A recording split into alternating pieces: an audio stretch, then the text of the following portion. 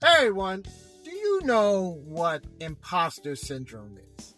Imposter syndrome is something that artists, in my case, authors feel when they don't believe that they are worthy of competing and participating in their particular medium.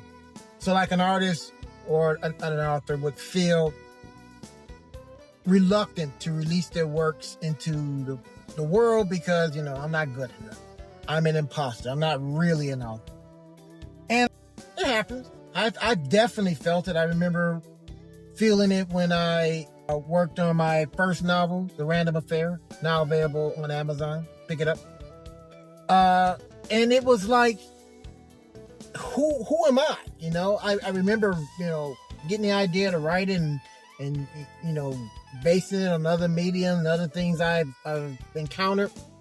And then at the end, asking myself, questions like, oh, man, is it long enough? Is it too long? Did I use the right verbiage? Did I make the names hard to pronounce? It seems like that's a thing in thriller novels. Everybody's got a name with every vowel and consonant available. But I didn't know. And a lot of it is because, I had nothing to compare it to, and no one had seen my work. And because of that, I put it off. I wrote it. I remember writing it. I remember being inspired to start writing. And then I suddenly stopped because I genuinely felt no one would read this. And then a friend of mine, his wife, saw it, and that's a whole different story. And she actually edited it. And I was pissed off that she edited it. But on the last page, she wrote, "You have to finish this." And so the rest is history. And, you still kind of feel that way because my sales haven't been that great. But, I remember when I got my first review and it was pretty bad, but it was well-deserved because they were talking about things like editing. And people, when they give a bad review, they tend to focus on the negative. They never say, this is good, but this is bad. It's just everything is bad. And I think that's empowering to some degree to people who critique your work. But, they talked about my editing process. And it was bad. I just self-edited. And, of course, I wrote it, so I missed some things. So that was a valuable critique for me. So I did that. I hired an editor, did all this stuff, repackaged, sent it out, and I got great reviews. And that kind of dismissed my thoughts of being an imposter. And since then, I've read a lot of books, and a lot of them are pretty bad. I've also read a lot of books, and I've seen common themes that people are borrowing. We call them tropes. And I remember talking to a guy in the industry, and I was like, man, I'm really trying hard to avoid tropes. And he kind of said to me, they're tropes for a reason. People keep going to them because they work.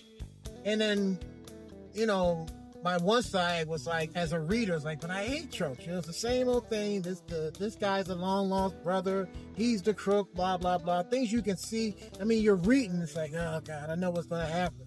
But by the other side, it's like, man, I want to do what I have to do to get, read. So, imposter syndrome really comes from this idea that people who are popular or who are well read and received are somehow, giants among men, and they're so good. I've read a lot of stuff from Ian Fleming, James Bond, how can you get better than James Bond? I didn't particularly like some of them. I read them, but, and again, it was from the eyes of the late 20th century, early 21st century, and this guy's from 1950, and it just didn't age well. So, there's all that kind of stuff. But I bring all this up because there's a guy out there, and I'm going to post him this link, and I don't want to say who he is, but there was a gentleman who posted on Threads, and he said something to the effect of, get to work and finish your book. And this particular gentleman responded, what if they don't like it? To which I said to him, what if they do? And he says, I always, you're right, I hear what you're saying, but I always feel like I have imposter syndrome. To which I'm in my long-winded kind of way of saying, is like, so what? I mean, these guys aren't necessarily that great anyway. They're just, for whatever reason, as I get to know the industry more and, look at things, I realize that it's not always about skill. Sometimes it's just about being in the right place in the right time. Sometimes it's literally, who you know. More times than often, that's what it is. So here you are coming in with your book, and you're worried about being an imposter. And I'm kind of saying these guys are imposters too. They just got lucky. So why not? And then the other way of looking at it is just, let's think about some of the most popular IPs out there in the world of fiction. There's a spy who goes around the world, and the very first thing he does is introduce himself by full name. Not only full name, but Bond, James Bond. I mean, you're a spy, dude. You shouldn't do that. And what about, there's a little boy with a scar on his head who lives under stairs. When you say these things like that, a guy got bit by a radioactive arachnoid, and he, instead of getting cancer, he gets superpowers. I mean, when you say it out loud, it is ridiculous. But a lot of it is like packaging and marketing and, and how you go with it. And sometimes you just got to lean into it. Nothing's more ridiculous than Superman. How does Superman hold an egg? He can literally push planets. How can he possibly hold an egg? The idea that he can do all these things is, comes along with things like, suspension of belief. But you got to sell it, man. If you don't believe in your product, no one will. I mean, all these things are just goofy, they just don't make any sense. There's a guy who was the terror of the underworld.